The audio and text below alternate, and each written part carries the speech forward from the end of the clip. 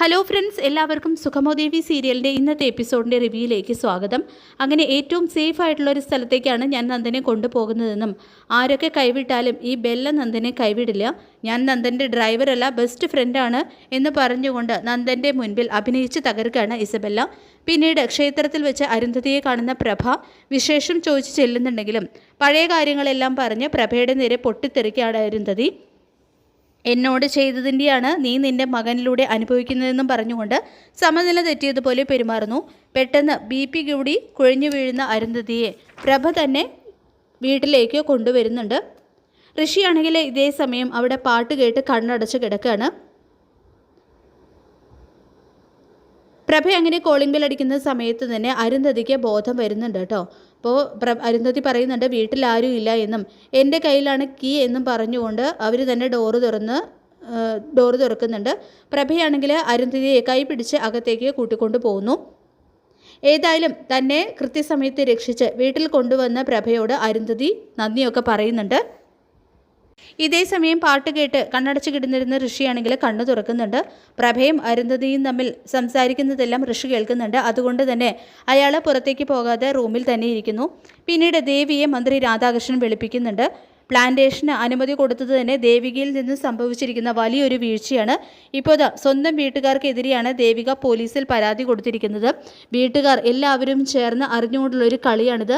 സ്വന്തം ഭർത്താവിനെ ദേവിക തന്നെയാണ് സംരക്ഷിക്കാൻ നോക്കുന്നത്. കൂട്ടിന് ഹരിശ്ചന്ദ്രൻ്റെ വേഷം സ്വയം എടുത്തണിഞ്ഞിരിക്കുന്ന മുൻ MLA സിദ്ധാർത്ഥനും 5 ദിവസത്തിനുള്ളിൽ ഫയൽ എൻ്റെ മുന്നിൽ എത്തണം, ഇല്ലെങ്കിൽ പ്രത്യാഘാതം നേരിടാൻ MLA ദേവിക തയ്യാറിരുന്നോളൂ എന്ന് മന്ത്രി പറയുന്നത് കേട്ട് എനിക്കെതിരെ വന്നിട്ടുള്ള ഈ ആരോപണം ഞാൻ തെളിയിക്കുമെന്നും ഫയൽ 5 ദിവസത്തിനകം സാറിൻ്റെ മേശപ്പുറത്ത് ഉണ്ടായിരിക്കുമെന്നും ദേവിക നല്ല മറുപടി തന്നെ അയാൾക്ക് കൊടുക്കുന്നുണ്ട് കേട്ടോ. പിന്നീട് കാണിക്കുന്നത് ദേവിക വീട്ടിലെത്തുന്നു. അപ്പോൾ ദേവികയുടെ മുഖം വാടിയിരിക്കുന്നത് കാണുന്ന രാധിക എന്താ മോളെ എന്ത് പറ്റിയെന്ന് ചോദിക്കുമ്പോൾ നടന്നെല്ലാം അമ്മയോട് ദേവിക തുറന്ന് പറയുന്നുണ്ട്. എന്താ മോളെ നന്ദൻ എന്തിനെ മോളുടെ ഫയൽ മോഷ്ടിക്കണം എന്ന് ചോദിക്കുമ്പോൾ നന്ദനെ ചുറ്റിപ്പറ്റി നമുക്കറിയാത്ത എന്തൊക്കെയോ രഹസ്യങ്ങളുണ്ടമ്മേ, സ്വന്തം ഭാര്യയാണ് എന്ന് പോലും ഓർക്കാതെയാണ് നന്ദൻ ഈ ചെയ്തിരിക്കുന്നതെന്ന് ദേവിക പറഞ്ഞുകൊണ്ട് അമ്മയുടെ മുന്നിൽ പൊട്ടിക്കരയുന്നു. അപ്പോൾ ഇത് കേട്ടുകൊണ്ടുവരുന്ന ശാരികയാണെങ്കിൽ ചേച്ചി ഇങ്ങനെ വിഷമിച്ചും സങ്കടപ്പെട്ടു എന്ന് ഇരുന്നിട്ട് ഒരു കാര്യവുമില്ല, നന്ദേട്ടൻ എവിടെയുണ്ടെന്ന് ഞാൻ കണ്ടെത്തി തരട്ടെ എന്ന് ശാരിക ചോദിക്കുമ്പോൾ നീ എങ്ങനെ മോളെ എന്ന് ചോദിക്കുന്നതും അതൊക്കെയുണ്ട്, ഇന്ന് വൈകുന്നേരത്തോടെ നന്ദേട്ടൻ എവിടെയുണ്ടെന്ന് ഞാൻ ചേച്ചിയെ അറിയിക്കുമെന്ന് തന്നെ പറയുന്നുണ്ട് കേട്ടോ ശാരിക. പിന്നീട് കാണിക്കുന്നത് ഐസക്ക് ഇസബെല്ലയെ വിളിക്കുന്നു. അപ്പോൾ ഞങ്ങളിപ്പോൾ പോയിക്കൊണ്ടിരിക്കുകയാണെന്നെല്ലാം ഇസബെല്ല പറയുമ്പോൾ നന്ദനെ കൊടുക്കാനാണ് ദേവിക ലക്ഷ്യമിടുന്നത്, നന്ദൻ കരുതലോടെ നീങ്ങണമെന്നെല്ലാം ഐസക്ക് പറയുന്നുണ്ട് കേട്ടോ. അപ്പോൾ